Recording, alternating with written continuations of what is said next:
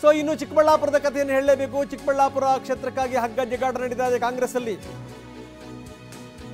ಖರ್ಗೆ ಅವರೇ ಚಿಕ್ಕಬಳ್ಳಾಪುರ ಟಿಕೆಟ್ ನನಗೆ ಕೊಡಿ ಅಂತ ಮೊಯ್ಲಿ ಬೆನ್ನು ಬಿದ್ದಿದ್ದಾರೆ. ಬಹಳ ಆಶ್ಚರ್ಯ ಆಗುತ್ತೆ ನಿಜಕ್ಕೂ. ಈ 75-80 ವಯಸ್ಸಾಗಿರೋರು ಹೋಗಿ ಟಿಕೆಟ್ ಕೇಳೋದಿದೆಯಲ್ಲ ಪಾಪ. 30 ನಿಮಿಷಗಳ ಕಾಲ ಖರ್ಗೆ ಜೊತೆಗೆ ಮೊಯ್ಲಿ ಚರ್ಚೆ ಮಾಡಿದ್ದಾರೆ. ನನಗೇ ಟಿಕೆಟ್ ಬೇಕು, ಸದಾಶಿವನಗರದ ಖರ್ಗೆ ನಿವಾಸದಲ್ಲಿ ಭೇಟಿ ಮಾಡಿ ನನಗೆ ಕೊಡಿ ಟಿಕೆಟನ್ನು ಅಂತ ಮೊಯ್ಲಿಯವರು ಬೆಂಬಿಡದೆ ಈಗ ಕಾಡ್ತಾ ಇದ್ದಾರೆ, ಟಿಕೆಟ್ ನನಗೆ ಕೊಡಿ ಅಂತ. ಆದರೆ ಮೊಯ್ಲಿಯವರಿಗೆ ಟಿಕೆಟ್ ಕೊಡೋಕ್ಕೆ ಮನಸ್ಸಿಲ್ಲ. ಈಗಾಗಲೇ ರಕ್ಷಾರಾಮಯ್ಯ ಅವರ ಹೆಸರೇ ಕೇಳಿ ಬರ್ತಾ ಇದೆ. ರಕ್ಷಾರಾಮಯ್ಯ ಅವರ ಹೆಸರೇ ಘೋಷಣೆ ಆಗುತ್ತೆ ಬಹುತೇಕ ಅನ್ನುವಂಥ ಮಾತುಗಳಿವೆ. ಆದರೆ ನನಗೆ ಟಿಕೆಟ್ ಬೇಕು, ನನಗೆ ಟಿಕೆಟ್ ಕೊಡಿ ಅಂತ ಮೊಯ್ಲಿ ಕಸರತ್ತನ್ನು ಮಾಡ್ತಾ ಇದ್ದಾರೆ.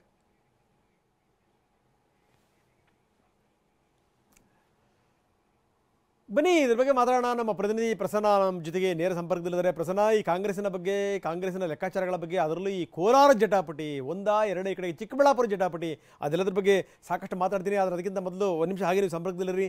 JDSನ ವಿವರಗಳನ್ನು ಒಂದಷ್ಟು ಕೊಟ್ಟು ನಾವು ನಂತರ ಪ್ರಸನ್ನ ಅವ್ರ ಜೊತೆಗೆ ಚರ್ಚೆಯನ್ನು ಮುಂದುವರಿಸ್ತೀನಿ ನಾನು.